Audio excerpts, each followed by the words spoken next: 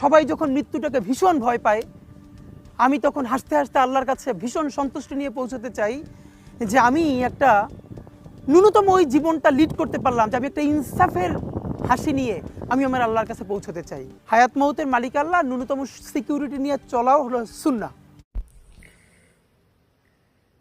ও আমার প্রিয় বন্ধুরা, আমার আজকে পৃথিবী ছেড়ে উসমান হাদি দেশের লাগি লড়তো। উসমান হাদি বিপ্লবী ছিল। উসমান হাদি পৃথিবীর কাউকে ডরাইতো না, ডরাইতো যিনি সৃষ্টি করেছেন উসমান হাদিকে, যিনি সৃষ্টি করেছেন পৃথিবীর মানুষকে, যিনি সৃষ্টি করেছেন জিন এবং ইনসানকে, কিন্তু পৃথিবীর মানুষকে ডরাইতো না। উসমান হাদি ডরাইতো একমাত্র সৃষ্টিকর্তাকে, যিনি পৃথিবীতে পাঠাইছে তিনাকে একমাত্র ভয় পাইতেন আর দেশের লাগি হুঙ্কার দিতেন। ওই উসমান হাদি আজ পৃথিবীতে নাই, দুনিয়া থেকে অন্ধকার কবরে চলে গেছে। উসমান হাদিকে অত্যাচার করা হয়েছে, জুলুম করা হয়েছে, মাথার ভিতরে গুলি করা হয়েছে, এমনকি এত কাজ থেকে শুট করা হয়েছে। গুলি এই পাশ দিয়ে ঢুকছে, ওই পাশ দিয়ে বের হয়ে গেছে। অনেক চিকিৎসা করা হয়েছে, কিন্তু উসমান হাদি দুনিয়ার থেকে পৃথিবীর মানুষকে কান্দায়া, পৃথিবীর মানুষকে দেখায়া আজ পৃথিবী ছেড়ে চলে গেলেন। এমনকি আমিনা প্রত্যেক উলামায়ে কিরামের দোয়া আছে ওই উসমান হাদির উপরে। এমনকি শাইখে চরমনায় পীর শেখ হুজুর জুমার বয়ান করতেছেন, উসমান হাদির কথা শুনতে পেয়েছেন, শোনার সাথে সাথে হাওমাও করে কান্না করে দিলেন। এমনকি চরমনার পীর শেখ না, পৃথিবীর আলেম উলামারা দোয়া করতেছেন হাদির জন্য। এরকম হাদি পৃথিবীর ভিতরে আসবে কিনা সন্দেহ আছে, এরকম বিপ্লবী আমরা পাবো কিনা সন্দেহ আছে। তবে মুসলমানদেরকে এটাই বলতে চাই, আজকে উসমান হাদির থেকে শিক্ষা নেওয়া উচিত।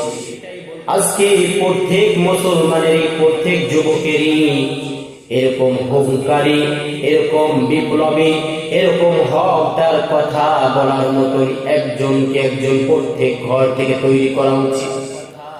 আজকে আমরা মুসলমান দাবি করি, কিন্তু আমাদের মুসলমান শুধু মুখের দ্বারা দাবি করে, কিন্তু অন্তরের ভিতরে ভেজাল।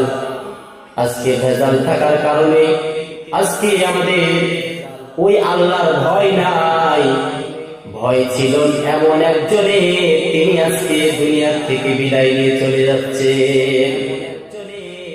এই উসমান হাদির জন্য সবাই কান্নাকাটি করে, দোয়া করে। আমি আল্লাহর কাছে দোয়া করি, আল্লাহ এই উসমান হাদি এমন একজন পীর ছিলেন, এমন একজন বিপ্লবী ছিলেন। এই বিপ্লবী আল্লাহ তার কবরটাকে জান্নাতের কবর বানায় দিও। আল্লাহ তার কবরটাকে আল্লাহ ফুলের বাগিচা দিয়া বাগান বানায় দিও। আয় রব্বুল আলামিন, আল্লাহ আল্লাহ আপনি তো দেখতেছেন দিনের লাগি কত কষ্ট করেছেন উসমান হাদি। আল্লাহ দিনের লাগে কত নিজেকে ত্যাগ করেছেন উসমান হাদি।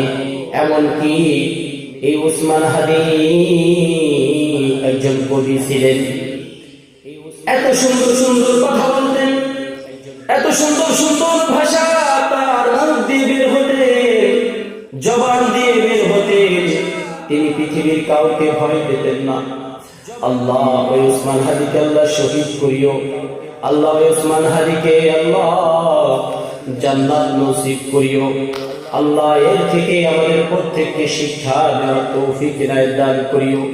আয় রব্বে করিম আল্লাহ বিশেষ দরখাস্ত তোমারি আল্লাহ এইরকম উসমান হাদির মতো এক উসমান হাদি দুনিয়া থেকে চলে গেছে, পৃথিবীর ভিতরে হাজার হাজার উসমান হাদি তৈরি করে দিও।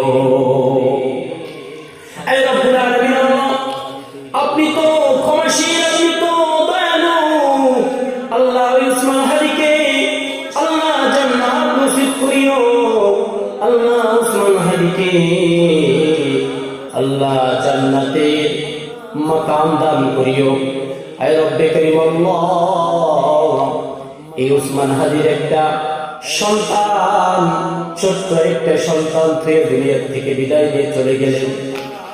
আয় রব্বে করিম আল্লাহ সন্তানের কথা চিন্তা করে নাই, বিবির কথা চিন্তা করে নাই, বাবা মার কথা চিন্তা করে নাই।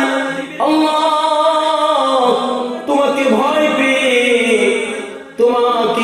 পেয়ে ইসলামের পথে লড়েছে আল্লাহ। আল্লাহ দুশমনের বিরুদ্ধে লড়েছে আল্লাহ, কাফের বেদিন আল্লাহ এদের বিরুদ্ধে লড়েছে আল্লাহ। পৃথিবীর ভিতরে আল্লাহ এই সমস্ত জাহেল মার্কাদের বিরুদ্ধে লড়েছে আল্লাহ, তাকে জান্নাত নসিব করিও আল্লাহ। তার সন্তানদেরকে হায়াতের ভিতর বরকত দিয়ে দিও আল্লাহ। তার সন্তানকে উসমান হাদির মতো হুঙ্কারী একজন বিপ্লবী বানায় দিও। আয় রব্বে করিম আল্লাহ আল্লাহ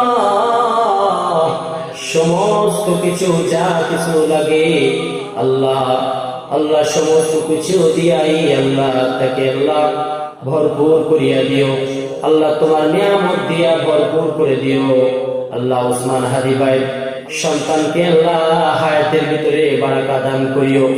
আয় রব্বে করিম আল্লাহ